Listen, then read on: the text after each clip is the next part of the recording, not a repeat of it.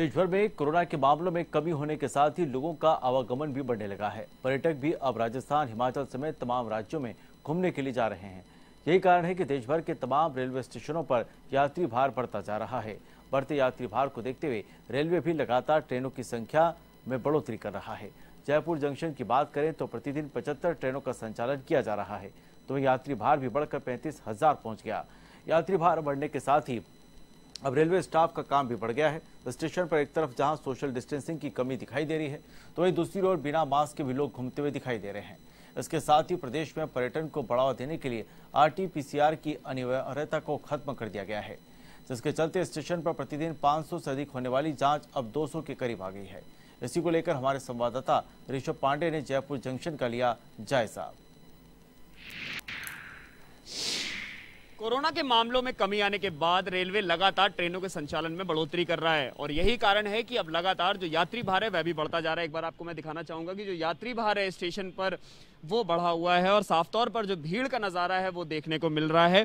Station पर जो भीड़ है वो अब जो तादाद है वो बढ़ती जा रही है। जो कोरोना के पीक समय में जो यात्री भार था, जो 5,000 प्रतिदिन पहुंच रहा था, अब वो करीब 35,000 यात्रियों का आवागमन अब डेली हो रहा है। तो कहीं ना कहीं जिस तरह से यात्री भार बढ़ा है, तो वहीं अगर ट्रेनों की बात करी जाए तो करीब 75 ट्रेनें हैं जिनका आवागमन रोजाना किया जा रहा है और यही कारण है कि रेलवे भी लगातार सतर्क दिखाई दे रहा है और इसको लेकर जो RPF स्टाफ है या GRP स्टाफ है, सभी को सतर्क किया गया है कि जो लोग हैं उनकी जांच करी जाए। हालांकि अगर नए नियमों की बात करी जाए, गाइडलाइन की, तो उसमें साफ तौर पर प्रदेश में आने वाले लोगों के लिए अब RT-PCR रिपोर्ट अनिवार्य नहीं की गई है, लेकिन जो RT-PCR जांच है वो यहाँ पर लगातार की जा रही है और यही कारण है कि जो लोग यहाँ पर आ रहे हैं उनकी यहाँ पर जाँच करी जाती है और अगर पॉजिटिव पाए जाते हैं तो उसकी जानकारी पूरी प्रदेश सरकार को दी जाती है।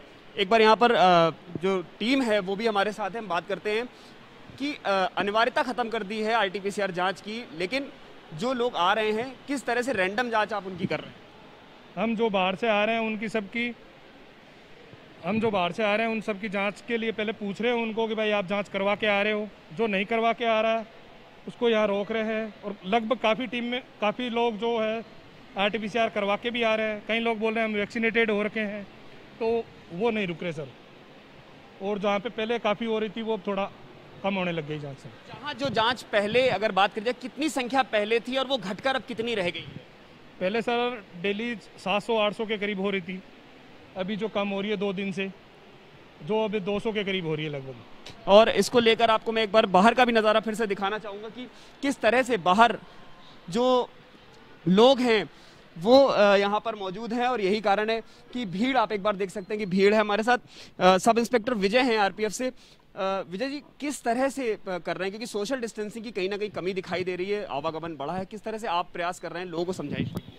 जैसे जैसे भीड़ बढ़ रही है उसी प्रकार से हम अपना बंदोबस्त ड्यूटी जो है लगातार दुरुस्त करते जा रहे हैं। जो लोग मास्क नहीं लगा रहे लगातार समझाइश की जा रही है और जो मास्क नहीं लगा रहे उनको कमर्शियल स्टाफ और GRP स्टाफ के साथ मिलकर उनका जुर्माना किया जा रहा है। जहाँ पे जिस प्लेटफॉर्म पे यानी जिस गाड़ी में ज़्यादा भीड़ है तो उस पर अतिरिक्त स्टाफ लगाने की हमारी कोशिश जारी रहती है। तो जिस तरह से समझाइश कर रहे हैं, अगर बात करी जाए जुर्माना की, तो दिन भर में कितना जुर्माना किया जा रहा है? क्योंकि अभी अगर बात करें, जो रियलिटी चेक हमारे कैमरे में कैद हुआ है, कई ऐसे यात्री हैं जो बिना मास्क के हैं, भीड़ में बैठे हुए हैं, चाहे इंक्वायरी ऑफिस हो या फिर यहाँ वेटिंग हॉल हो, बहुत भीड़ लगी हुई है। तो किस तरह से आप जुर्माना लगा रहे हैं? अगर कोई हमें बिना मास्क के वो यात्री कोई बिना मास्क के कोई भी पैसेंजर अगर दिखता तो हम कमर्शियल स्टाफ को बुलाते हैं और फिर GRP स्टाफ को बुलाकर उन पर जुर्माना किया जाता है।